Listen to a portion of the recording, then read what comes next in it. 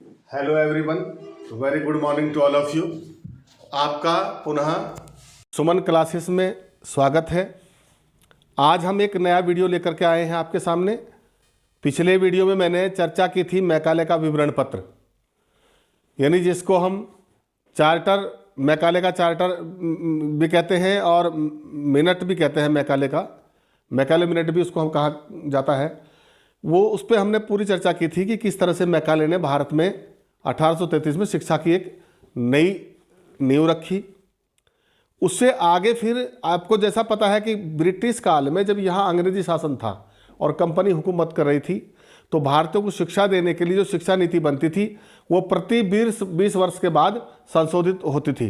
यानी 20 साल के बाद एक नए रूप में सामने आती थी। जैसा 1793 में हुआ, उसके बाद फिर 1813 में एक नया आज्ञा पत्र आया, फिर वो 20 साल चला और 1833 के अंदर उसमें फिर एक नया संशोधन आया जिसमें मैकाले ने अपने विचार रखे और एक निषेधन सिद्धांत, जिस पर मैं चर्चा कर चुका हूँ पिछले वीडियो में, वो थोपा। और फिर उसके बाद 20 साल तक वो शिक्षा प्रणाली मैकाले की नीतियों के आधार पर चलती रही, जिसमें निस्यंदन का सिद्धांत यानी डाउनवर्ड फिल्ट्रेशन थ्योरी, यानी उच्च वर्गों से निम्न वर्ग की ओर शिक्षा, इस प्रकार चलती रही।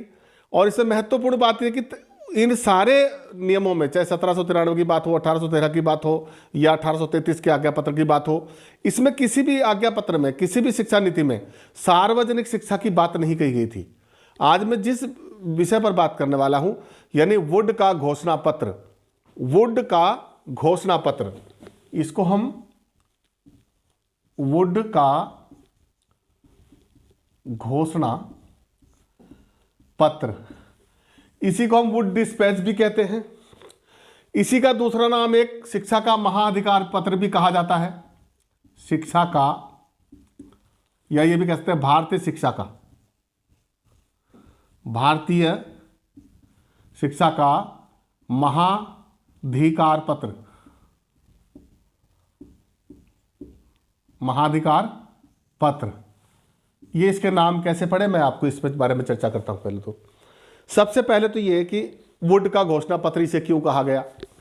ईस्ट इंडिया कंपनी जिस समय भारत में राज कर रही थी, 1833 के बाद जब नई शिक्षा नीति लागू हो गई थी, तो प्रति 20 वर्ष के बाद, जैसा मैं पहले भी चर्चा कर चुका हूं कि आवश्यकताओं के अनुरूप, जरूरतों के अनुरूप और समय की मांग के हिसाब से समय समय पर आज भी हम शिक्षा नीतियों में, शिक्षा पद्धतियों में, शिक्षा के पाठ्यक्रमों में जरूरत के अनुसार परिवर्तन करते रहते हैं।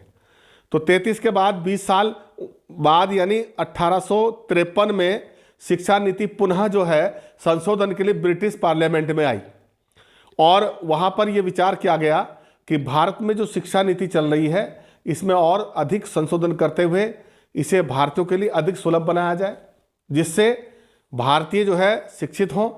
और उनका जो अंग्रेजी शासन का मुख्य मकसद था कि हमारा अंग्रेजी शासन भी मजबूत हो और अंग्रेजी कंपनियों के लिए, ईस्ट इंडिया कंपनी में काम करने के लिए अच्छे वर्कर्स भी मिले।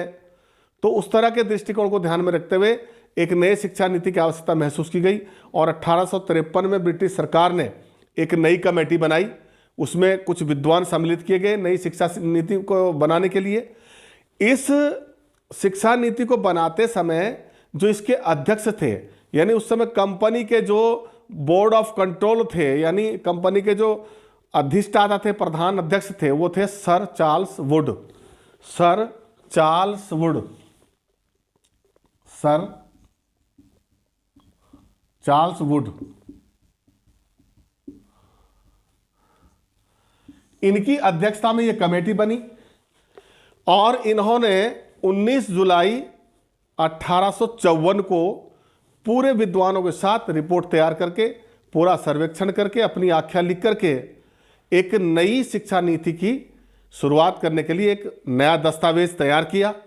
और ये दस्तावेज जो था, इसमें पूरे 100 अनुच्छेद थे। कितने अनुच्छेद थे? 100 अनुच्छेद, मतलब 100 भाग थे जिसपे अलग अलग बिंदुओं में पूरी तरह से चर्चा की गई कि किस प्रकार शिक्षा नीति होगी, किस प्रकार पाठ्यक्रम होंगे, किस प्रकार भाषा होगी, किस प्रकार हमारे विषयों का जो है चयन किया जाएगा, किस प्रकार व्यवसाय शिक्षा दी जाएगी।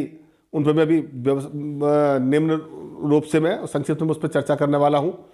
तो मैं जो बात कर रहा था, तो ये जो था सर चार्ल्स वुड, क्योंकि ये इस कमेटी के अध्यक्ष थे और इनकी अध्यक्षता में ये जो शिक्षा नीति थी ये तय की गई, तैयार की गई, इसलिए इनके नाम पर इसको वुड का घोषणा पत्र भी कहते हैं।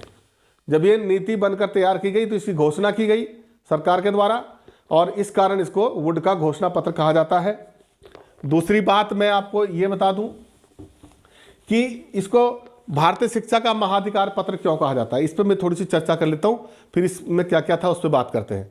महाधिकार, भारतीय शिक्षा का महाधिकार पत्र इसको इसलिए कहा जाता है कि इसकी सबसे बड़ी विशेषता ये थी कि आपने देखा होगा मैकॉले ने अंग्रेजी थोपने के लिए कभी भाषा बदली, कभी प्राथमिक शिक्षा पे जोर दिया तो माध्यमिक शिक्षा को नकार दिया, उच्च शिक्षा के बारे में ज़्यादा चर्चा नहीं की गई। 1833 से पहले 1813 के आज्ञा पत्र में भारतीय और विदेशी भाषाओं के बीच विवाद उलझा रहा, सार्वजनिक शिक्षा की उसमें भी बात नहीं हो सकी। उससे पहले से 1793 में भी इसी प्रकार रहा, यानी सार्वजनिक शिक्षा की बात नहीं हो सकी। अंग्रेजी शासन के शुरुआत में यहाँ पर धार्मिक शिक्षा थोपने की बात हुई, ईसाई मिशनरियों के द्वारा ईसाई धर्म का प्रचार करने की बात हुई, लेकिन ये बात किसी भी शिक्षा नीति में ये बात कहीं झलकती नहीं है कि सभी लोगों को एक समान रूप से शिक्षा दी जाए। इस प्रकार की कोई नीति सामने नहीं आई। ये पहला अधिकार पत्र था। ये वुड का जो घोषणा पत्र है ये पहला दस्तावेज ऐसा था, ये पहली ऐसी शिक्षा नीति थी जिसमें सार्वजनिक शिक्षा की बात की गई, यानी जन शिक्षा की बात की गई।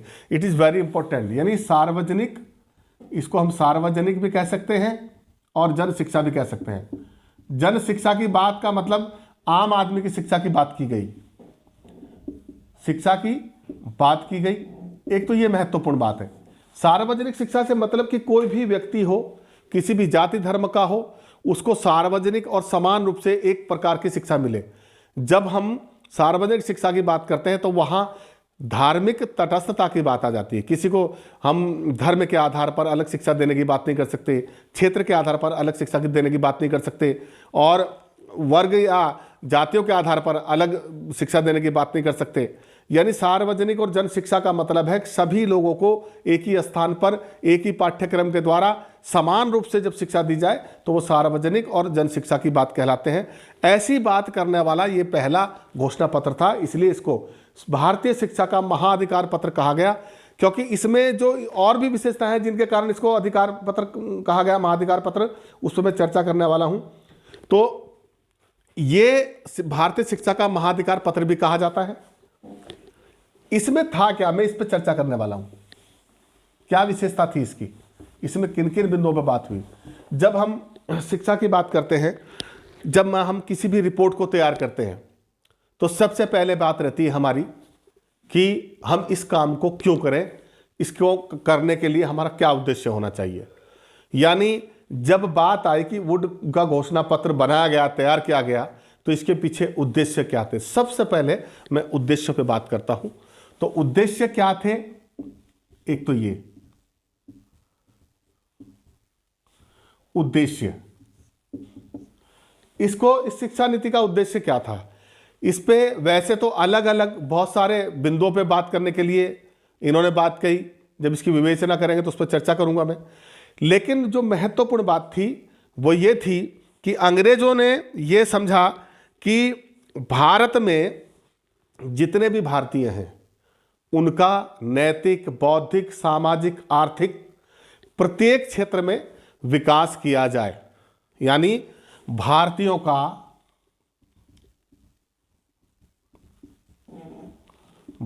का ज्ञान विज्ञान के क्षेत्र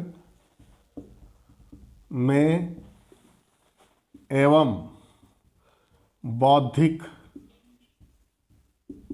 नैतिक, चारित्रिक विकास किया जाए।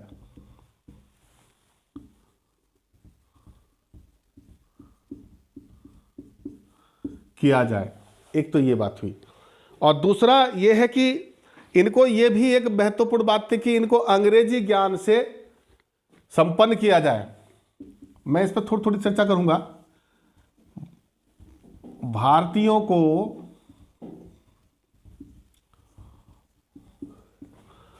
अंग्रेजी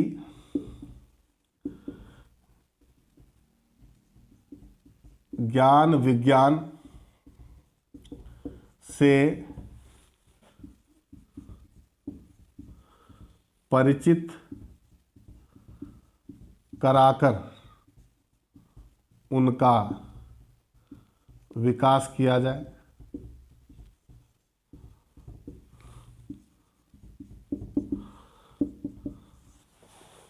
एक और इनकी जो और भी बहुत सारी ऐसी चीज़ थी कि जैसे अंग्रेज़ों ने भारत में कंपनी के थ्रू शासन लागू किया हुआ था और ब्रिटेन से बैठ करके वो यहाँ पर सरकार चला रहे थे, तो उनकी कंपनी को चलाने के लिए अच्छे पदों पर व्यक्ति रखने थे, तो अधिकारियों की, कर्मचारियों की, श्रमिकों की आवश्यकता थी, जिसके लिए उनको योग्य श्रमिकों की जरूरत थी, योग्य अधिकारियों की जरूरत थी, योग्य कर्मचारियों की जरूरत थी। तो उसके लिए जरूरी था कि उनको पहले शिक्षित किया जाए और फिर उनको कंपनी में विश्वसनीय, एक महत्वपूर्ण बात जो मैं बता रहा हूँ, विश्वसनीय, ऐसे विश्वसनीय लोग जो कंपनी के हित में काम करें और अंग्रेजी सरकार की पैरोकारी करें, ऐसे लोग उनको तैयार करने थे। तो कंपनी में ये भी उनका उद्देश्य था कि भारत में कंपनी के योग्य पदों पर योग्य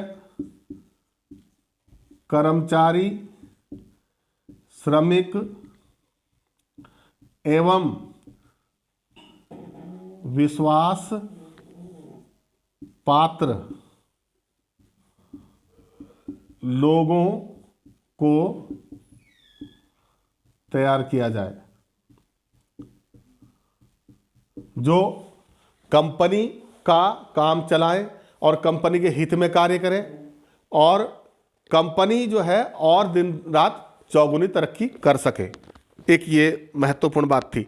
और इसके जरिए, क्योंकि जब अच्छी पढ़ाई लिखाई वाले लोग तैयार होंगे तो श्रमिकों की, मजदूरों की, कर्मचारियों की आपूर्ति होती रहेगी। उन्हें कभी ये कुछ रिटायर हो रहे हैं तो कुछ नए तैयार हो रहे हैं। इस प्रकार की रणनीति के तहत वो भारत में शिक्षा देना चाहते थे और वो चाहते थे कि इस तरह के लोग कंपनी के लोग के लिए तैयार हो, जो भारत में हमारी कंपनी तरक्की करती रहे। दूसरी बात, इसमें ये एक और भी चाहते थे कि भारत में कला, विज्ञान, दर्शन, इनका ये भी था उद्देश्य कि भारत में कला, विज्ञान, दर्शन एवं यूरोपियन साहित्य एवं ज्ञान का बीजारोपण किया जा सके। बीजारोपण भी कह लीजिए या इसका प्रचार कह लीजिए, रोपण करना, यह भी इसका एक बहुत बड़ा उद्देश्य था, जिससे कारण इसको वो कहा गया। और इन सारे उद्देश्यों को पूरा करने के लिए, ये जो उद्देश्य थे कंपनी के, जिससे उनकी कंपनी अच्छी तरह चल सके और भारतीयों को रोजगार से जोड़ा जाए, इसमें दो चार बिंदु और भी डाल सकते हैं आप। भारतीयों को रोजगार देने की दृष्टि से, और रोजगार तो कंपनी में जब ये योग्य पद पर लोग आएंगे तो रोजगार मिलेगा ही, इसलिए मैं इसको अलग से लिखाने की अवस्था महसूस नहीं कर रहा हूँ। तो भारतीय लोगों को उनकी जो शिक्षा है उसको रोजगार से जोड़ने का भी एक उद्देश्य था इनका। इसलिए ये सारी चीज़ों को ध्यान में रखते हुए सार्वजनिक शिक्षा की बात की गई और इसमें कहा गया सभी लोगों को शिक्षा दी जाए और भारत में कंपनी के लिए योग्य श्रमिकों और कर्मचारियों की पूर्ति होती रहे, इस बात को ध्यान में रखते हुए यह कार्य किया जाना चाहिए। और ये उद्देश्य पूर्ति करने के लिए किस प्रकार भारत में शिक्षा दी जाए, इसके लिए समिति बनाई और उस समिति में जो शिक्षा नीति तैयार करने वाले थे उसके अध्यक्ष थे सर चार्ल्स वुड, जिनके नाम पर इसका जो है घोषणा पत्र का नाम पड़ा वुड डिस्पैच, यानी वुड का घोषणा पत्र।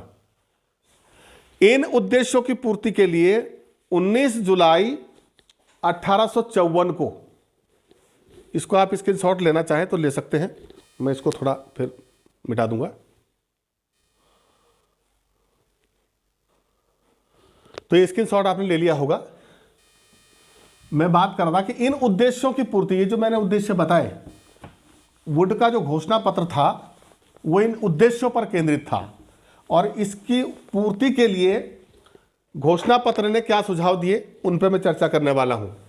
इसको हम ये भी कहते हैं वुड के घोषणा पत्र के सुझाव, या उसमें जो सिफारिशें कि ये भी हम कह सकते हैं, या सिफारिशें, घोषणा पत्र की सिफारिशें भी कह सकते हैं इसको, या के सुझाव भी कह सकते हैं, के सुझाव ये भी हम कह सकते हैं, एक ही चीज है। नंबर 1, उद्देश्यों पर मैं चर्चा कर चुका हूं। इन उद्देश्यों की पूर्ति के लिए घोषणा पत्र में जो सुझाव दिए गए कंपनी को, सरकार को, वो इस प्रकार दिए गए। सबसे पहले तो ये हुआ कि भाई शिक्षा का माध्यम क्या रखा जाए। पहली बात है शिक्षा दी जाए, शिक्षा का माध्यम। मैं इसके मुख्य बिंदु लिखूंगा, शिक्षा का माध्यम। इसके संबंध में घोषणा पत्र में कहा गया कि भारत में भारतीय भाषाओं की जो महत्ता है उनके अस्तित्व को नकारा नहीं जा सकता, लेकिन क्योंकि हम उनको विदेशी और यूरोपियन ज्ञान से भी सुसज्जित कराना चाहते हैं, इसलिए अंग्रेजी को भी जो है इसका भाषा शिक्षा का माध्यम बनाया जाए। तो उसके लिए उन्होंने 2-3 बातें कही कि प्राथमिक स्तर पर जो शिक्षा दी जाए वो क्षेत्रीय भाषाओं में यानी देसी भाषाओं में दी जाए, और उसके बाद उच्च स्तर पर यानी माध्यमिक स्तर पर और उच्च स्तर पर विश्वविद्यालय स्तर पर जो भाषा का शिक्षा का माध्यम होगा वो अंग्रेजी होगा। इसके लिए इन्होंने ये बात कही। देसी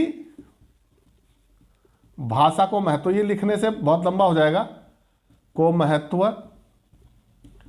प्राथमिक स्तर पर उच्च स्तर पर अंग्रेजी। मैं इसको शॉर्ट में लिख दूंगा तो आप ऐसे समझ लेंगे। ये इन्होंने इसके बारे में कहा, और इसके पीछे इनकी महत्वपूर्ण बात ये थी कि ये एक साजिश भी थी, और बड़ी चालाकी से इन्होंने कहा कि हम भारतीय भाषाओं को नकार नहीं सकते।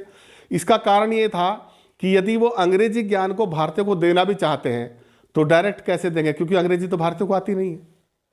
तो इसमें लॉजिक ये था कि भारतीय खुश भी रहेंगे कि इनकी भाषा में इनको पढ़ाया जा रहा, लेकिन हमने अपने अपने अंग्रेजी ज्ञान को, यूरोपियन ज्ञान को इनकी क्षेत्रीय भाषाओं में कन्वर्ट करके, ट्रांसलेट करके तब इनको पढ़ाएंगे, तो इनकी भाषा भी ये सीखेंगे, लेकिन जो उसमें मटेरियल होगा वो यूरोपियन भाषा का होगा, अंग्रेजी साहित्य होगा।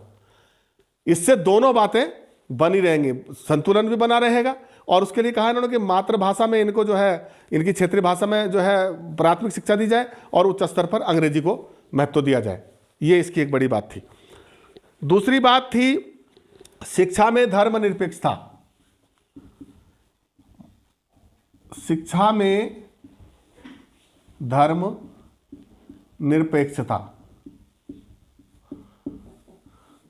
घोषणा पत्र में कहा गया कि भारतीयों को जो भी शिक्षा दी जाए वो सभी लोगों को दी जाए, किसी जात धर्म के आधार पर नहीं दी जाए। एक बात तो ये, धर्मनिरपेक्ष का मतलब किसी प्रकार के हिंदू धर्म से संबंधित, सिख धर्म से संबंधित, इस्लाम धर्म से संबंधित या ईसाई धर्म से संबंधित कोई भी शिक्षा विद्यालयों में नहीं दी जाएगी। इसके पीछे उनकी बड़ी सोची समझी साजिश थी कि यदि हम क्योंकि वो भारतीयों को ईसाई धर्म में परिवर्तित करना चाहते थे, लेकिन वो ये जानते थे कि यदि हम इनको ईसाई धर्म की शिक्षा देंगे तो ये सभी लोग विद्रोह कर देंगे। इसलिए उन्होंने क्या कहा कि ईसाई धर्म की शिक्षा ना दी जाए, लेकिन उन्होंने ये भी कहा कि किसी और धर्म की शिक्षा भी स्कूल में न दी जाए। यदि धार्मिक शिक्षा देनी है तो वो स्कूली शिक्षा के बाद अलग से जिसको धार्मिक शिक्षा लेनी है वो ले सकता है, लेकिन जो सरकारी स्कूल होंगे, जो कंपनी के स्कूल होंगे, उसमें किसी प्रकार की धार्मिक शिक्षा नहीं दी जाएगी, यानी वो धर्मनिरपेक्ष विद्यालय होंगे। ऐसा इसमें सिफारिश में कहा गया। ये बड़ी सोची समझी बात के तहत किया गया। तीसरा बिंदु था व्यावसायिक शिक्षा।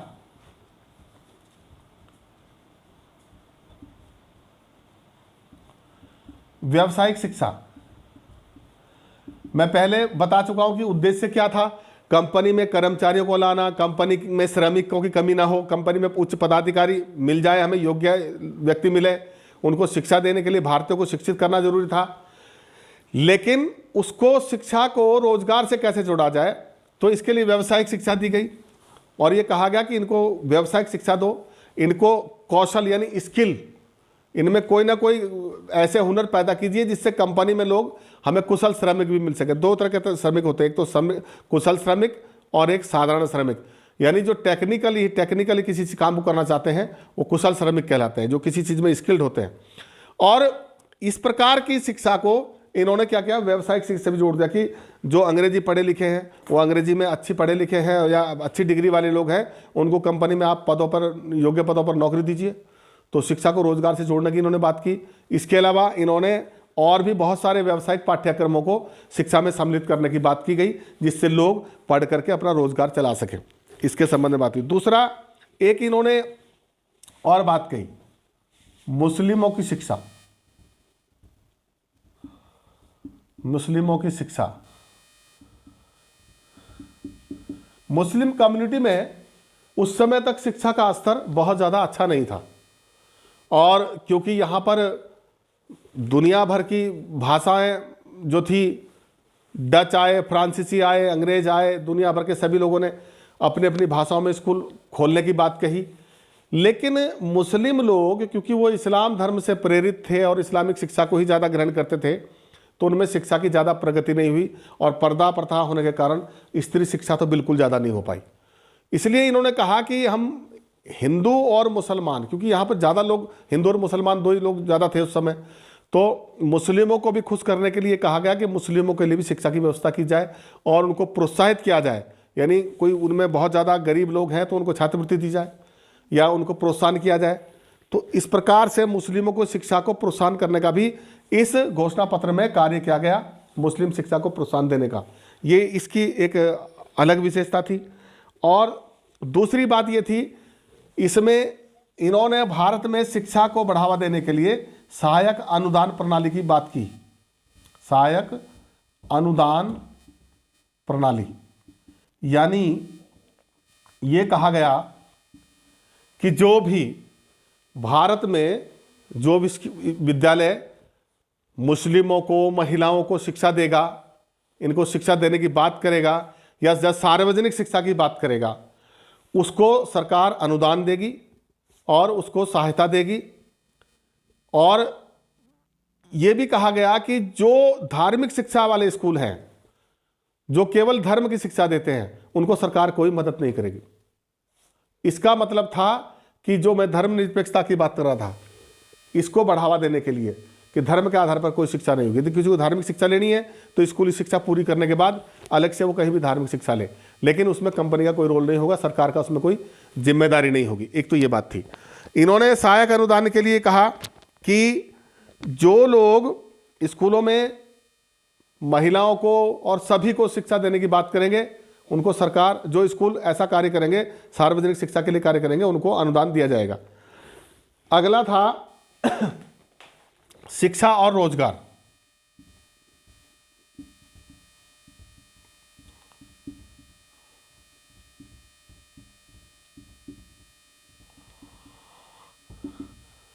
शिक्षा को रोजगार से जोड़ा जाए। जब कंपनी में अच्छे लोगों को नौकरियां मिलने लगी तो लोग शिक्षा की तरफ लालायित हुए। लोगों को लगा यार अंग्रेजी पढ़ने से तो कंपनी में नौकरी मिलेगी, हमें अच्छा रोजगार मिलेगा। तो इसके लिए लोगों के मन में शिक्षा के प्रति जो है, रोजगार को लेकर के जागरूकता बढ़ी। और ये जागरूकता बढ़ाने के लिए इस घोषणा पत्र में जो घोषणा की गई, इसी दृष्टि से की गई, इसी उद्देश्य से की गई कि जब शिक्षा मिलेगी लोगों को और कंपनी में रोजगार मिलेगा, लोग उसमें अच्छे काम के लिए काम करने आएंगे, इनको पैसा मिलेगा बदले में, तो लोगों के अंदर शिक्षा के प्रति जो है लालच बढ़ेगा और पढ़ने के लिए लोग प्रेरित होंगे। तो शिक्षा और रोजगार को जोड़ दिया गया। ये भी इसमें कहा गया। शिक्षा को रोजगार से जोड़ने के लिए व्यावसायिक शिक्षा की भी बात की गई।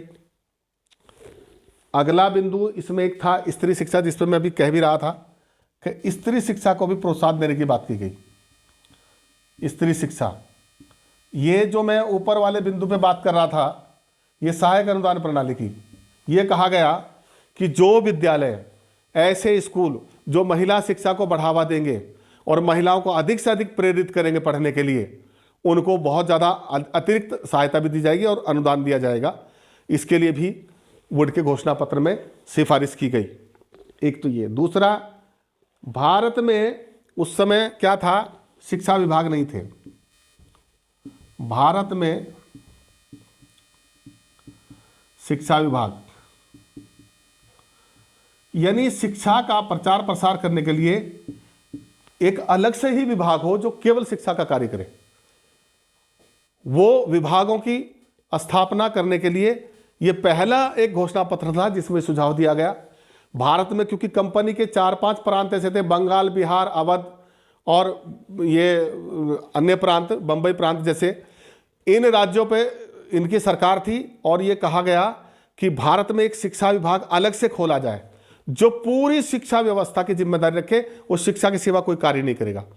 और अलग से डिपार्टमेंट करने के लिए, खोलने के लिए भारत में एक शिक्षा विभाग की आवश्यकता पर जोर दिया गया और हुआ भी यही। इसके बाद जब इसकी घोषणा की गई तो भारत में तुरंत जो है शिक्षा विभागों की स्थापना की गई। ये इस घोषणा पत्र की एक बहुत बड़ी विशेषता थी। इसके बाद मैं इस पे बात करूं तो क्रमबद्ध विद्यालयों की जो स्थापना की बात की गई उसमें भी एक बिंदु आता है। क्रमबद्ध शिक्षा,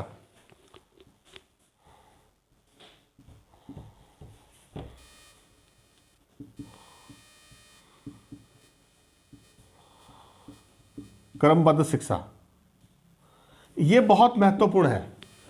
इस पे मैं थोड़ा सा और विस्तार में जाऊंगा क्योंकि इस बिंदु में मैंने पहले भी बताया कि मैकॉले ने इस बात पर ध्यान नहीं दिया। 1813 के आज्ञा पत्र पर इस पर ध्यान नहीं दिया गया।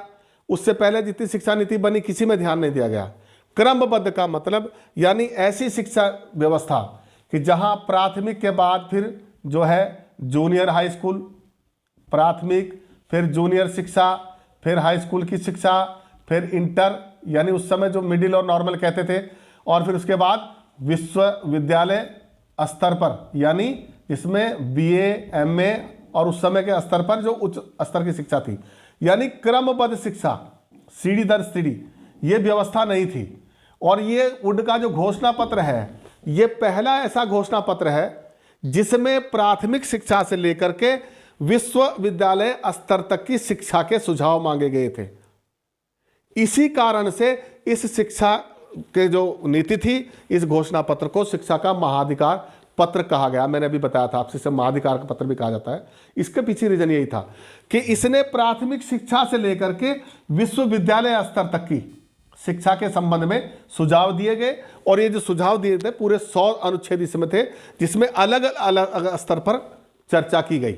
ये भी मैंने इसमें बात की गई। और क्रमबद्ध शिक्षा का मतलब प्राथमिक, जूनियर, हाई स्कूल और प्रत्येक स्तर पर किस प्रकार शिक्षा दी जाए, क्या क्या पाठ्यक्रम होंगे, क्या क्या विषय होंगे, इसके बारे में विस्तार से इस घोषणा पत्र में चर्चा की गई है। और सार्वजनिक शिक्षा की बात की गई है, ये इसकी बड़ी बात है, क्रमबद्ध शिक्षा। और एक इसके अलावा ये क्रमबद्ध शिक्षा देने के लिए, ये क्रमबद्ध शिक्षा जो है अलग अलग स्तर पर दी जाएगी, तो इसके लिए एक व्यवस्था का और सुझाव दिया गया इस घोषणा पत्र में, वो था शिक्षकों का प्रशिक्षण। यानी शिक्षकों का प्रशिक्षण। उससे पहले भारत में ऐसे कॉलेज नहीं थे जहां पर टीचरों को स्पेशल ट्रेनिंग दी जाए पढ़ाने के लिए और उनको प्रशिक्षण देके, जैसे आज आपके पास एनसीटी एजेंसी है, ये सब उसी के बाद आए। और बीएड के कॉलेज हैं या पहले बीटीसी होती थी। इस प्रकार के जो अध्यापक प्रशिक्षण केंद्र जिनको हम कहते हैं, यानी पढ़ाने के लिए कैसे पढ़ाया जाए इस बात की ट्रेनिंग टीचर को दी जाए, उस प्रकार के विद्यालय खोलने का सुझाव पहली बार अगर दिया गया तो इस वुड के घोषणा पत्र में दिया गया। ये इसकी बड़ी बात है। और शिक्षकों के प्रशिक्षण पर जोर देते हुए कहा गया कि प्रत्येक स्तर पर ये जो क्रमबद्ध शिक्षा है, शिक्षित और ट्रेंड टीचरों को भेजने का भी कंपनी जिम्मेदारी लेगी और उनकी व्यवस्था करेगी। और उसके बाद हुआ भी यही, जब ये लागू हुई नीति तो उसके बाद भारत में प्रशिक्षण केंद्र भी खोले गए। एक तो ये। दूसरी बात, एक इसमें और मैं बात करूं तो अगले बिंदु में बात करूंगा जन शिक्षा का प्रचार, जन शिक्षा का प्रसार। यह भी इसमें सिफारिश की गई घोषणा पत्र में कि हम ये सारी व्यवस्था तो करें, लेकिन कंपनी और सरकार की यह भी जिम्मेदारी है कि जन शिक्षा का प्रसार किया जाए। अब मैं जैसा कि पहले बता चुका हूं, सार्वजनिक शिक्षा या जन शिक्षा उसको कहते हैं जहां किसी भी जात, धर्म, वर्ग और किसी भी अन्य प्रकार का भेदभाव ना रखते हुए सभी को समान रूप से शिक्षा देने की बात की जाती है, उसे जन शिक्षा कहा जाता है। और क्योंकि मैकॉले का इससे पहले मैं जिक्र कर चुका हूं 1833 में, जब मैकॉले ने निस्यंदन सिद्धांत दिया था, यानी कि डाउनवर्ड फिल्ट्रेशन थ्योरी चल रही थी, जिसमें मैकॉले ने यह कहा था कि उच्च वर्ग को शिक्षा दीजिए और उनको देख करके निम्न वर्ग जो है उनकी ओर आकर्षित होंगे, इस प्रकार शिक्षा ऊपर से नीचे की ओर छन कर आएगी। उसे निस्यंदन सिद्धांत की इसमें आलोचना की गई और इसमें उसकी आवश्यकता को नकारते हुए उसको रद्द कर दिया गया और यह कहा गया, ये वेरी इंपॉर्टेंट, ये एक सवाल हो सकता है कि निस्यंदन सिद्धांत की समाप्ति कब हुई। तो यानी वुड का घोषणा पत्र जारी होते ही उसमें निस्यंदन सिद्धांत की समाप्ति की गई, उसे अनदेखा कर दिया गया और सार्वजनिक और जन शिक्षा पर जोर देते हुए जन शिक्षा के प्रसार हेतु सिफारिश की गई। ये कहा गया कि जन शिक्षा का प्रसार किया जाए जिससे शिक्षा सभी वर्गों के लिए हो, किसी एक वर्ग विशेष के लिए नहीं बल्कि सभी के लिए अनिवार्य कर दी जाए। ये पहली बात इस घोषणा पत्र की थी। और ये इतनी सारी बातें जो मैं इस पर चर्चा कर चुका हूं बहुत महत्वपूर्ण थी।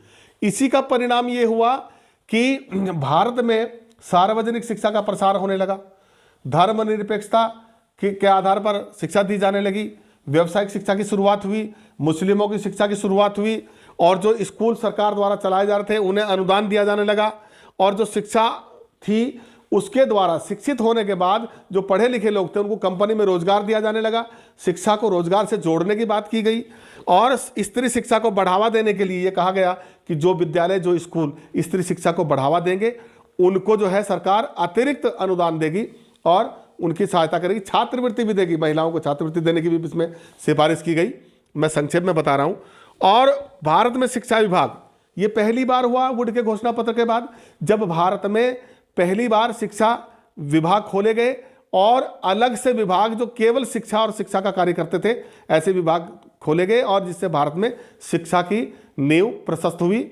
और आधुनिक शिक्षा जिसको हम आज कहते हैं, इसकी अगर बुनियाद सही रूप में पड़ी है तो 1851 के वुड के घोषणा पत्र के बाद पड़ी, जिसके बाद भारत में सार्वजनिक शिक्षा की शुरुआत हुई।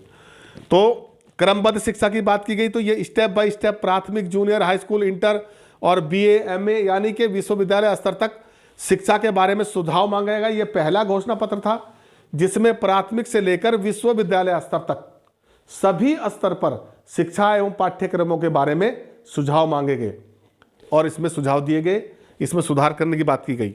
शिक्षकों के प्रशिक्षण की बात, टीचर ट्रेनिंग की बात की गई और उसके लिए फिर कॉलेज खोले गए, जन शिक्षा के प्रसार की बात की गई। तो ये बहुत सारी चीज़ें थी जिसके कारण वुड का घोषणा पत्र जो है अपना एक बहुत महत्वपूर्ण स्थान रखता है भारतीय शिक्षा के इतिहास में। इसमें देखिए अगर हम दो चार बातें करें इसकी, इस संक्षेप में हम ये बातें भी कह सकते हैं। गुण दोषों की बात तो जनरली मैं थोड़ी सी बातें इस पर करना चाहूँगा। कोई भी काम हम जब करते हैं तो उसमें कुछ गुण या दोष रह जाते हैं, कुछ गुण रह जाते हैं, कुछ दोष रह जाते हैं। मैं थोड़ा सा इसके फायदे की बात बताना चाहता हूँ। यदि हम गुणों की बात करें तो इसकी सबसे बड़ी बात ये थी कि अंग्रेजी शिक्षा को सीधे अंग्रेजों की नौकरी से जोड़ दिया गया।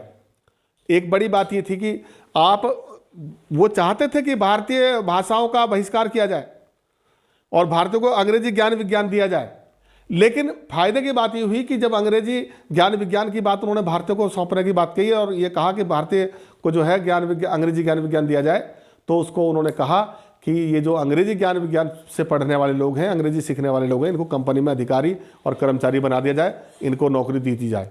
तो ये इसका एक फ़ायदा हुआ, लोग उसके कारण उसमें बढ़े और अंग्रेजी ज्ञान विज्ञान से परिचित होने का भारतीयों को मौका मिला। ये एक बड़ी बात थी। दूसरी बात, क्रमबद्ध स्कूलों की बात भारत में इसमें कही गई, ये इसका गुण है। किसी प्राथमिक स्कूल के बारे या हाई स्कूल के बारे में चर्चा नहीं की गई, बल्कि शुरू से लेकर आखिरी तक जो भी शिक्षा के चरणबद्ध स्तर हैं, शिक्षा के जितने स्तर हैं, सभी स्तरों पर सुधार करने की इसमें बात की गई। ये इसका एक मेरिट है, ये एक इसका बहुत बड़ा गुण है इस अधिकार पत्र का। और विश्वविद्यालयों को भी खोलने की बात की गई। तो उसके बाद कलकत्ता, बम्बई और जो है मद्रास में कई विश्वविद्यालय खुले इस घोषणा पत्र के बाद। मैं आगे उन पर चर्चा करने वाला हूँ अगले वीडियो में। तो ये भारत में जो है विश्वविद्यालयों की शुरुआत हुई, खुलने शुरू हुए, ये इसकी बड़ी बात है। तो अच्छा, दूसरा ये है कि अगर हम इसके बात करें कि माने इसके दोष क्या थे, तो इस पे एक दो बिंदु पे अगर हम बात करें तो इसमें ऐसा नहीं था कि इसमें कुछ दोष नहीं थे। इसके दोष ये थे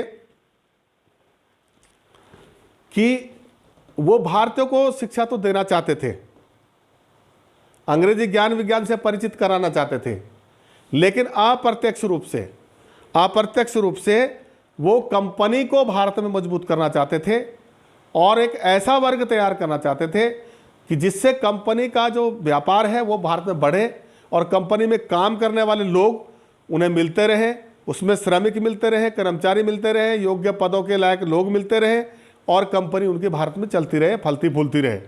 ये भी उनका एक अप्रत्यक्ष दृष्टिकोण था, ये इसका दोष है। और दूसरी बात उन्होंने इसमें जो कही थी धार्मिक तटस्थता की, वो इसलिए भी कही थी कि वो चाहते तो ये थे कि भारत में भारतीयों को जो है ईसाई धर्म में परिवर्तित करा दिया जाए, लेकिन वो ये जानते थे कि यदि हम इस काम को करेंगे तो भारत में सभी समुदायों के लोग हमारे खिलाफ हो जाएंगे, इसलिए उनके धर्म की शिक्षा भी किसी स्कूल में ना दी जाए। ये मार्ग उन्होंने खोजा और कहा कि किसी भी धर्म की शिक्षा स्कूल में नहीं दी जाएगी, बल्कि कोई भी धार्मिक शिक्षा अगर किसी को लेनी होगी तो स्कूली शिक्षा के बाद लेंगे। और अंग्रेजी थोपने के पीछे रीजन ये था कि वो चाहते थे कि यदि ये जानते थे कि प्राथमिक स्तर पर जो लोग अभी अंग्रेजी को जानते ही नहीं हैं, अपनी देसी भाषाओं को नहीं जानते हैं, उनको हम अंग्रेजी ज्ञान सीधे नहीं दे सकते। तो उन्होंने कहा कि प्राथमिक स्तर पर यानी कि जो उनकी क्षेत्रीय भाषा है उसमें उनको ज्ञान दिया जाए और उसके बाद उसी पढ़े लिखे लोगों को, उन भारतीय भाषाओं के पढ़े लिखे लोगों को उच्च स्तर पर अंग्रेजी का ज्ञान दिया जाए और उनका जो भाषा साहित्य है उसमें अंग्रेजी की सामग्री, पाठ्य सामग्री परिवर्तित करके यानी ट्रांसलेट करके उनको पढ़ाई जाए, ताकि वो अपनी भाषा के साथ अंग्रेजी ज्ञान को सीखें और अंग्रेजी का प्रभाव इनमें आए और अंग्रेजी विचारधारा से परिचित हों। तो जब ये अंग्रेजी विचारधारा से परिचित होंगे तो हमें इनके बीच में अपनी पैठ बनाने में मजबूती मिलेगी। ये बड़ी एक सोची समझी साजिश भी थी उनकी। खैर, ये गुण और दोषों की मिलीजुली बात मैंने की, लेकिन इससे ये फायदा ये हुआ कि भारत में सार्वजनिक शिक्षा की शुरुआत हुई और क्रमबद्ध विद्यालयों की शुरुआत हुई और शिक्षा सार्वजनिक होने लगी थी। पहली बार भारत में ऐसा हुआ कि जो शिक्षा नीति वुड के घोषणा पत्र के द्वारा की गई कि सार्वजनिक शिक्षा, सबके लिए शिक्षा और निस्यंदन सिद्धांत को नकार दिया गया। उच्च वर्ग से निम्न वर्ग की ओर शिक्षा का जो सिद्धांत था वो समाप्त कर दिया गया और ऐसे विद्यालय जो देसी विद्यालय थे, प्राच्य भाषाओं के विद्यालय थे, भारतीय विद्यालय थे, उसमें यह भी सिफारिश की गई कि जो भारतीय भाषाओं के विद्यालय जो चल रहे हैं उनको यथावत चलने दिया जाए। उनको अगर कहीं आर्थिक मदद की आवश्यकता है तो वो मदद भी उनको दी जाए और उसके साथ साथ अंग्रेजी शिक्षा भी वो पढ़ाना चाहे तो अपने स्कूल में अंग्रेजी शिक्षा भी पढ़ा सकते हैं, ये भी उसमें छूट दी गई। तो ये कुल मिलाकर के वुड का घोषणा पत्र जिस पर मैंने चर्चा की, इसे भारतीय शिक्षा का महाधिकार पत्र भी कहा गया है और ये इस दृष्टि से है भी वास्तव में महाधिकार पत्र, क्योंकि सार्वजनिक शिक्षा की बात इससे पहले नहीं की गई। तो मुझे उम्मीद है कि आप लोगों को ये वीडियो समझ में आया होगा और आप इसे समझने में आपको मदद मिलेगी। आगे फिर मिलेंगे हम। आप वीडियो को शेयर कीजिए, ज़्यादा से ज़्यादा लाइक कीजिए, सब्सक्राइब कीजिए। आगे मिलते हैं फिर अगले वीडियो में। थैंक यू, धन्यवाद।